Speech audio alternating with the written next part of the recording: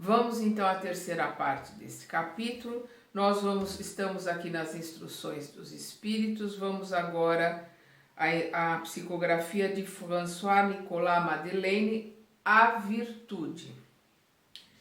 A virtude, em seu mais alto grau, comporta o conjunto de todas as qualidades essenciais que constituem o homem de bem. Ser bom, caridoso, laborioso, sóbrio, modesto. Essas são as qualidades do homem virtuoso. Infelizmente, muitas vezes, elas são acompanhadas de pequenas enfermidades morais que as desconcertam e as atenuam. Aquele que faz alarde de sua virtude não é virtuoso, uma vez que lhe falta a principal qualidade, a modéstia, visto que ele tem um vício mais contrário a ela, o orgulho. A virtude verdadeiramente digna desse nome não gosta de exibir-se. Apenas se adivinha sua existência, pois ela se esconde na obscuridade e foge à admiração das multidões. São Vicente de Paulo era virtuoso. O digno cura de Ars era virtuoso. E muitos outros pouco conhecidos pelo mundo, mas conhecidos por Deus. Nós temos várias mensagens aqui no Evangelho, né, tanto de São Vicente de Paulo como do cura de Ars, que era um padre, né, que curava as pessoas, curava principalmente da cegueira, né? Todos esses homens de bem ignoravam que eles próprios eram virtuosos. Deixavam-se ir ao curso de suas santas inspirações e praticavam o bem com um desinteresse completo e um inteiro esquecimento de si mesmos. Meus filhos, é a virtude, assim compreendida e praticada, que eu vos convido. É a essa virtude verdadeiramente cristã e verdadeiramente espírita que eu vos conclamo a consagrar-vos. Mas afastai de vossos corações o pensamento do orgulho, da vaidade e do amor próprio, que maculam todas as belas qualidades.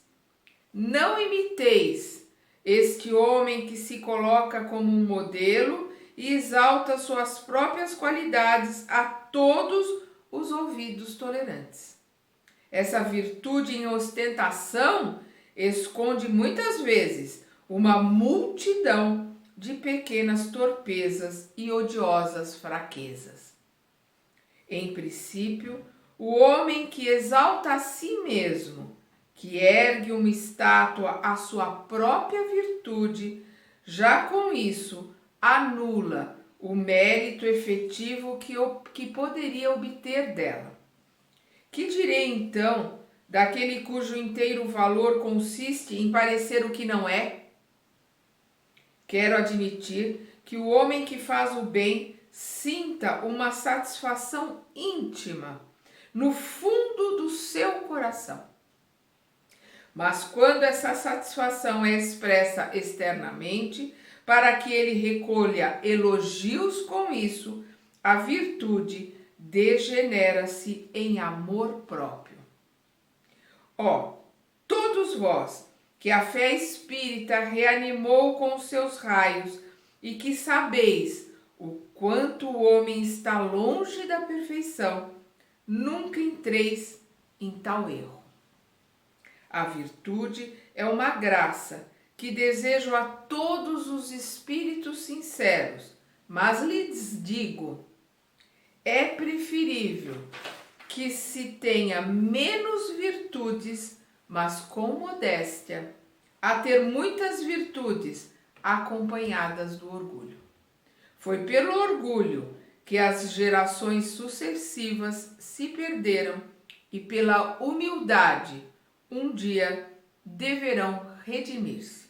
François Nicolas Madeleine, Paris, 1863. Agora nós vamos aqui para superiores e inferiores, uma psicografia também de François Nicolas Madeleine. A autoridade, assim como a fortuna, é uma delegação de responsabilidades. Isso é uma coisa que nós, encarnados, precisamos entender. A fortuna e o poder é uma das provas mais difíceis que se tem aqui nesse planeta. Vou repetir. A autoridade, assim como a fortuna, é uma delegação de responsabilidade. E aquele que dela foi investido terá contas a prestar. Não acrediteis que ela lhe tenha sido dada para proporcionar o vão prazer de comandar, nem tampouco, como creem erroneamente a maioria dos poderosos da terra, como um direito, uma propriedade. A despeito dessas pretensões, Deus lhes prova que ela não é nenhuma nem outra, tanto que ele a toma quando quer. Se fosse um privilégio ligado à pessoa, ser-lhe-ia inalienável. Ninguém pode, portanto, dizer que uma coisa lhe pertence quando pode ser tirada dele sem seu consentimento. Deus dá a autoridade como missão ou prova, quando isso lhe convém, e da mesma maneira a toma. Seja quem for o depositário da autoridade, em qualquer extensão que ela abranja, desde o Senhor sobre seu servidor até o soberano sobre seu povo, ele nunca deve dissimular o fato de ser encarregado de almas. Responderá pela boa ou má direção que tiver dado aos seus subordinados e as faltas que estes poderão cometer, os vícios os quais forem arrastados como resultado dessa direção ou dos maus exemplos recairão sobre ele, ao passo que recolherá os frutos de sua solicitude se os conduzir ao bem. Na terra, todo homem tem uma missão, pequena ou grande. Seja qual for, sempre é dada para o bem. Portanto, desviá-la de seu princípio seria falhar com essa missão. Se Deus pergunta ao rico: que fizestes da fortuna que devia ser em tuas mãos uma fonte derramando a fecundidade ao teu redor? Perguntará aquele que possui uma autoridade qualquer: que uso fizestes dessa autoridade? Que mal impedistes? Que progresso fizestes que desenvolvessem? Se te dei subordinados, não era para fazer deles escravos de tua vontade, nem instrumentos dóceis de teus caprichos ou de tua cupidez. Eu te fiz forte e te confiei fracos para que os sustentastes e os ajudasses a subir até mim. Eu te fiz forte e te confiei fracos para que os sustentasses e os ajudasses a subir até mim. A responsabilidade dos que detêm riqueza, a responsabilidade dos que detêm poder, terão que responder por isso. E aí dá pena de muitos governantes, de muitos dirigentes, de muitos detentores de riqueza, né, de poder sobre várias almas que são seus subordinados, seus empregados e donos de grandes empresas, que são missões difíceis, que Deus concede. Dá pena de quando esses homens desencarnarem, terão que responder pelo aquilo que fizeram com o poder e com a fortuna que Deus lhes emprestou para serem usadas como missão. O superior que está compenetrado das palavras do Cristo não menospreza nenhum daqueles que estão abaixo dele, porque sabe que as distinções sociais não determinam suas posições perante Deus. O Espiritismo ensina-lhe que se hoje eles o obedecem, podem tê-lo comandado anteriormente ou poderão comandá-lo mais tarde, e então ele será tratado como os tiver tratado a seu turno. Se o superior tem deveres a cumprir, o inferior também os tem, por sua vez, e que não são menos sagrados. Se esse último é espírita, sua consciência dir-lhe-á, melhor ainda, que ele não está dispensado de deveres, mesmo quando seu chefe não tiver cumprido os seus. Ninguém está dispensado dos seus deveres, das suas obrigações.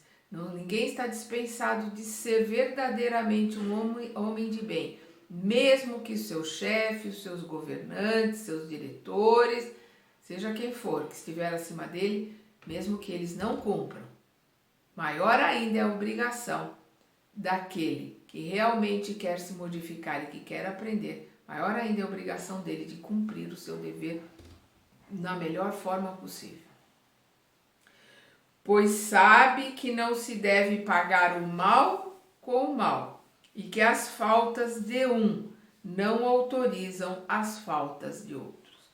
Se sofre com sua posição, diz a si mesmo que certamente a merece, porque ele mesmo talvez tenha abusado de sua autoridade no passado e deve suportar por sua vez pelos inconvenientes que fez outros sofrerem.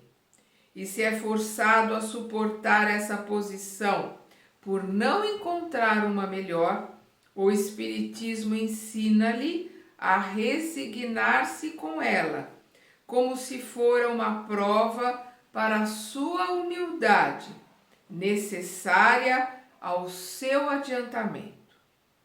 Sua crença o guia em sua conduta, age como gostaria que seus subordinados agissem com ele, se fosse ele o chefe.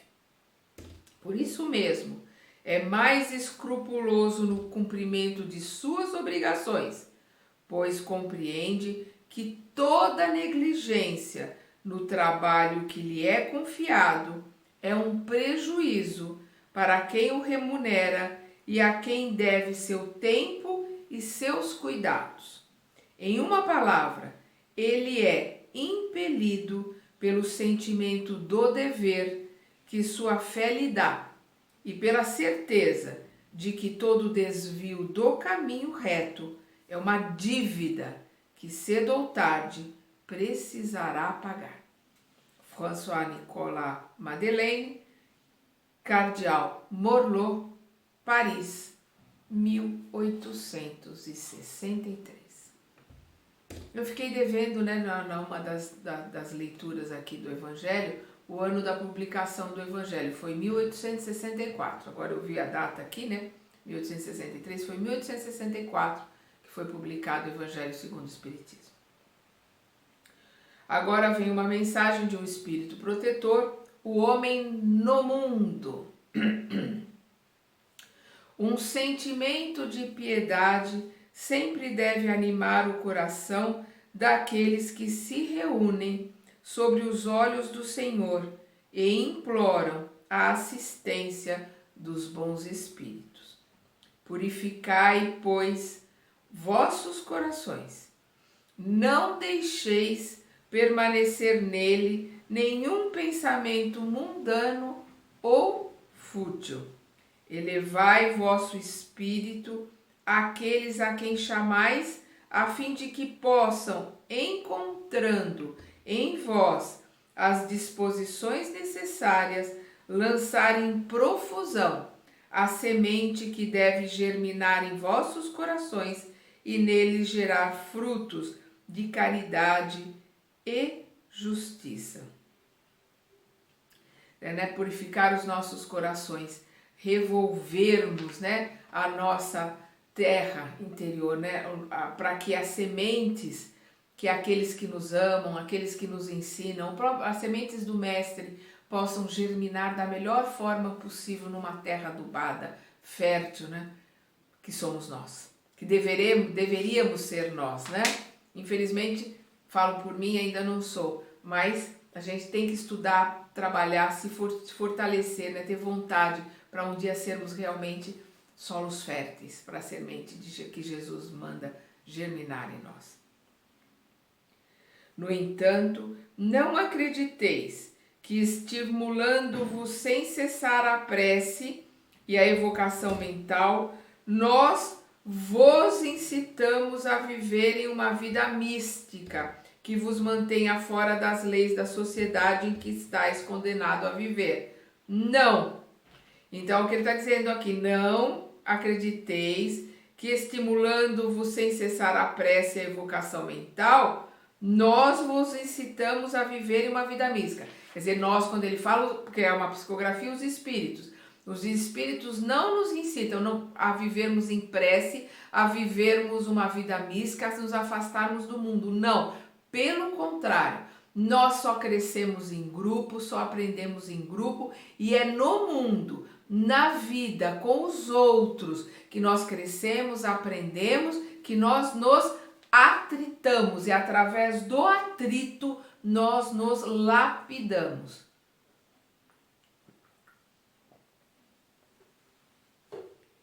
Então eu vou repetir aqui. Perdão. No entanto, não acrediteis que, estimulando-vos sem cessar a prece e a evocação mental, nós vos incitamos a viver uma vida mística, que vos mantenha fora das leis da sociedade em que estáis condenados a viver. Não. Vivei como os homens de vossa época, como devem viver os homens. Vivei a vida como devem viver os homens. Vivei junto com os homens. Mas sede diferentes. Sede pessoas de bem, cumpridoras do dever, buscando a elevação, buscando o bem maior de todos, não o seu, bem maior de todos, Então vamos lá. Conformai-vos às necessidades, às próprias frivolidades do dia, mas conformai-vos com um sentimento de pureza que possa santificar. Olhai as coisas do dia, mas buscai aquelas que são melhores, Como o Paulo colocava, olhai todas as coisas, vivenciai todas as coisas, mas assimila só as que forem boas, só aquelas que verdadeiramente nos alimentam, verdadeiramente nos melhoram, Como nós colocamos, quando nós colocamos na oração, o pão nosso de cada dia nos dai hoje, o pão que alimenta a alma, o pão que nos ajuda a crescer, a melhorar. Sois chamados a entrar em contato com espíritos de natureza diferente. É na diversidade que nós crescemos e que nós aprendemos. É o que ele coloca aqui. Sois chamados a entrar em contato com espíritos de natureza diferente, de caráteres opostos. Não choqueis nenhum daqueles com os quais vos encontrardes.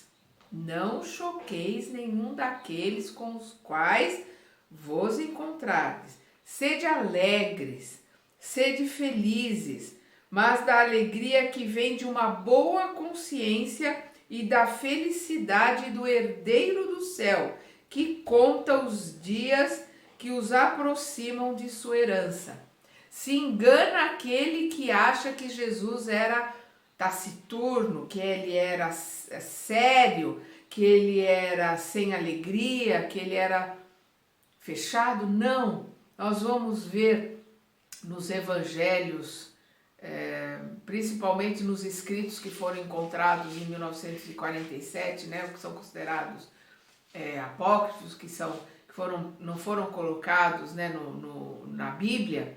Nós vamos ver um Cristo alegre, um Cristo brincalhão, um Cristo feliz, porque ele estava cumprindo a sua missão. Ele veio aqui para salvar até a última ovelha, que nenhuma ovelha seria perdida, não importa o tempo que levasse. Então, ele era um homem alegre, um homem feliz. Ele queria que todos os seus irmãos aqui na terra também fossem alegres, também fossem felizes, na felicidade que ele nos deixou, através dos seus ensinamentos e através da paz que ele nos deu. Ele nos deixou a paz dele, ele nos deu a paz dele.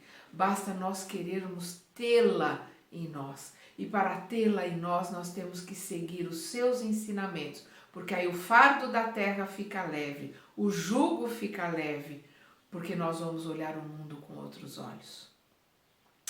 Vamos lá. A virtude não consiste em revestir-se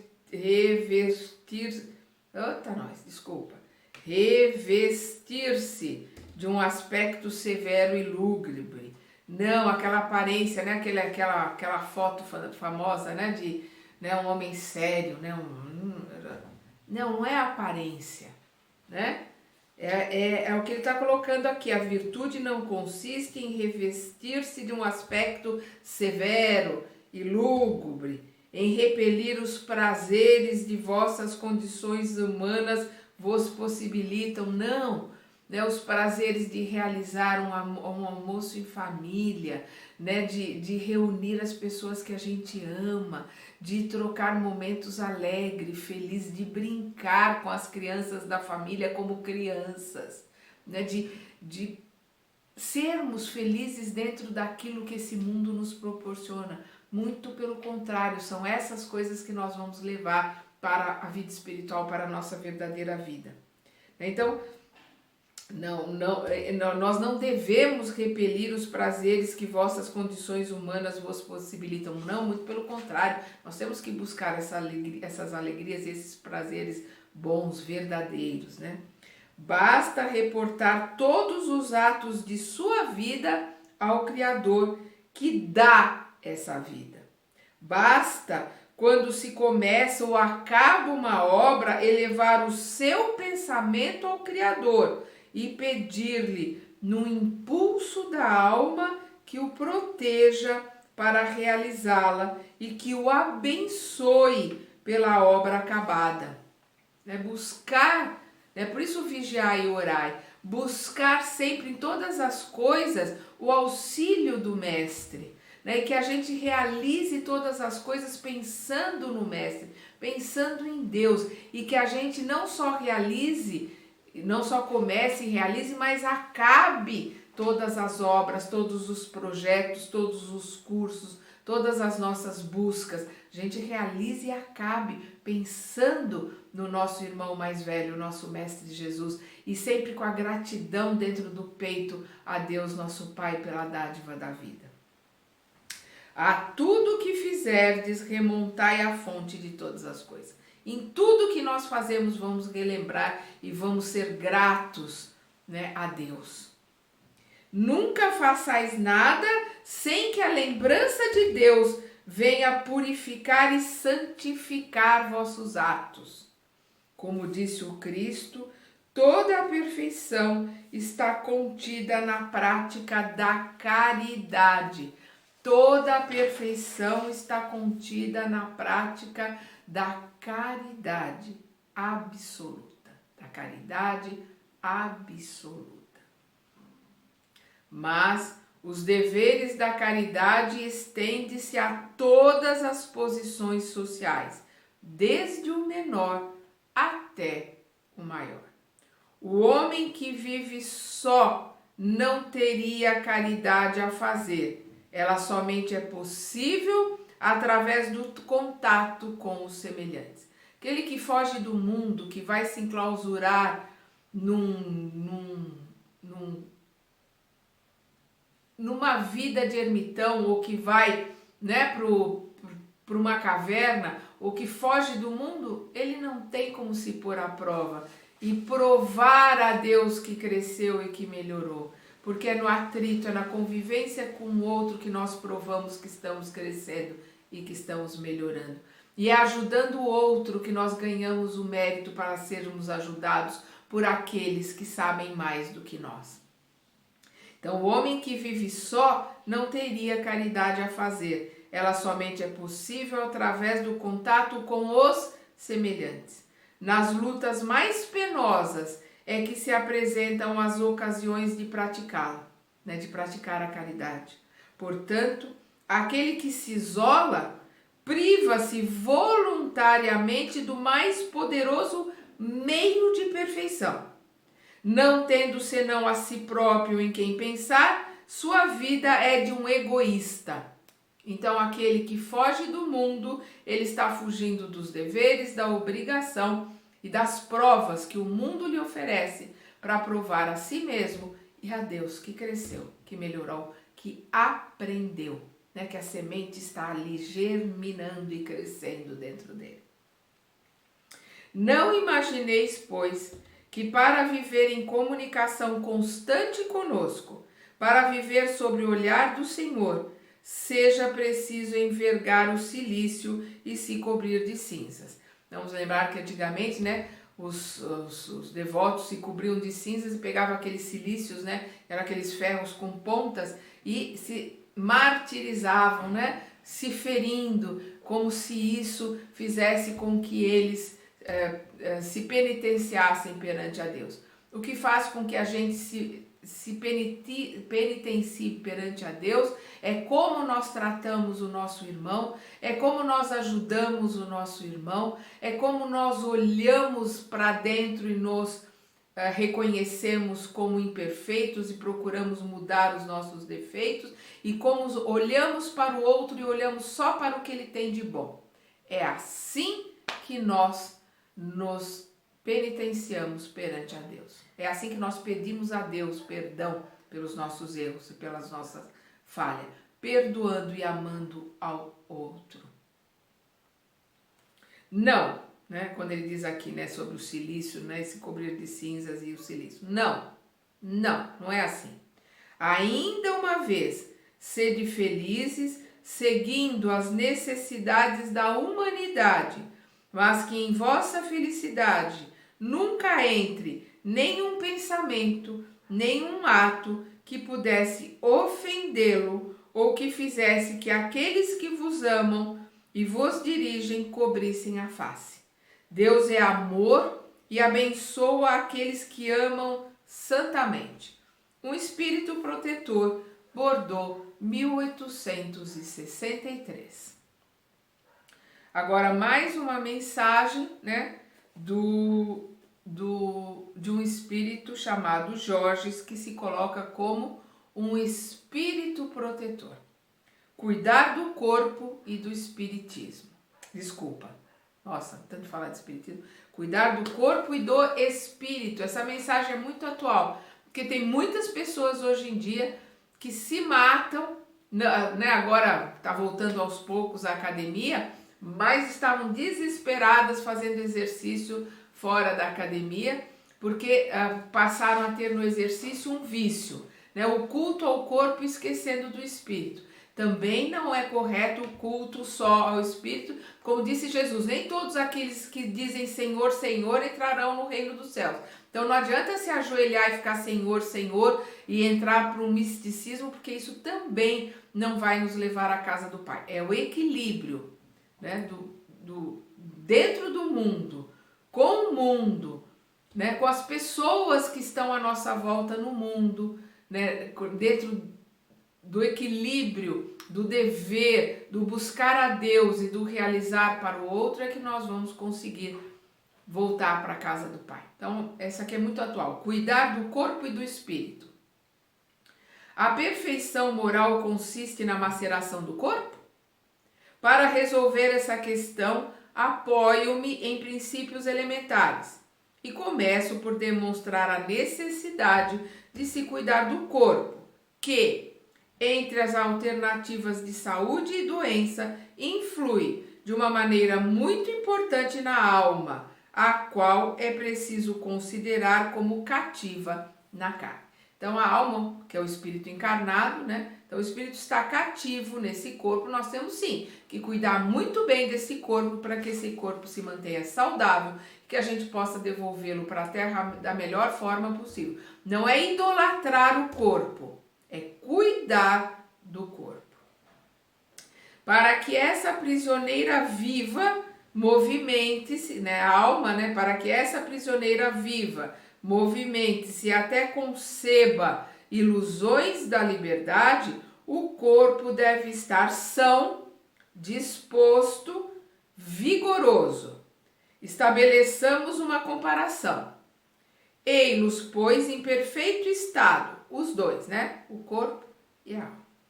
O que fazer para manter o equilíbrio entre suas aptidões e suas necessidades tão diferentes? Aqui se apresentam dois sistemas. O dos ascetas, que são aqueles, né, que fugiram do mundo, né, que estão lá nas cavernas, né, são os monges, são aqueles que estão vivendo da caridade alheia, os ascetas, né, que são aqueles hindus que vivem pedindo esmola, só orando o tempo todo, que querem abater o corpo, e a dos materialistas que querem rebaixar a alma. Duas violências que são uma e outra de uma insensatez quase equivalente. Tanto aquele asceta que foge do mundo, que acha que o mundo é tudo errado, tudo podridão, como o materialista que vive para o mundo, para o ter, pro estar, por aparentar, né, que só vale o que conseguir aqui, de qualquer jeito. Aquele que diz, né, que os meios justificam os fins, isso não existe, porque é através do meio que os fins vão realmente valer a pena. Então, nem o materialista, nem o asceta, o místico, nenhum deles está dentro da razão e dentro do que é certo. Ao lado desses grandes partidos, formiga a numerosa tribo dos indiferentes, que sem convicção e sem paixão, amam com tepidez e gozam com economia. Onde está então a sabedoria? Onde a ciência de viver? Em nenhuma parte. E esse problema ficaria por resolver se o Espiritismo não viesse ajudar os pesquisadores, demonstrando-lhes as relações existentes entre corpo e alma, e afirmando que, como são necessários um ao outro, é preciso cuidar de ambos. Amai, pois, vossa alma, mas cuidai também do corpo, instrumento da alma. Temos que ser muito gratos a esse corpo que nos ajuda a aprender, a crescer, né, a nos aprimorarmos aqui nesse planeta. Ignorar as necessidades que são determinadas pela própria natureza é ignorar a lei de Deus. Não castigueis vosso corpo pelas faltas que o livre-arbítrio lhe fez cometer, das quais ele é tão responsável quanto o cavalo mal dirigido pelos acidentes que causa. Nosso corpo é guiado por nós, como o cavalo é guiado pelo homem que está montado nele. Assim, sereis mais perfeitos, se martirizando o corpo, não vos tornardes menos egoístas, orgulhosos e pouco caridosos com o vosso próximo? Não, a perfeição não consiste nisso. Ela está toda contida nas reformas a que fareis vosso espírito passar. Dobrai-o, né, o espírito, dobrai-o, submetei-o, humilhai-o, mortificai-o. É este o meio de torná-lo dócil à vontade de Deus e o único que conduz à perfeição. Georges, Espírito Protetor, Paris, 1863.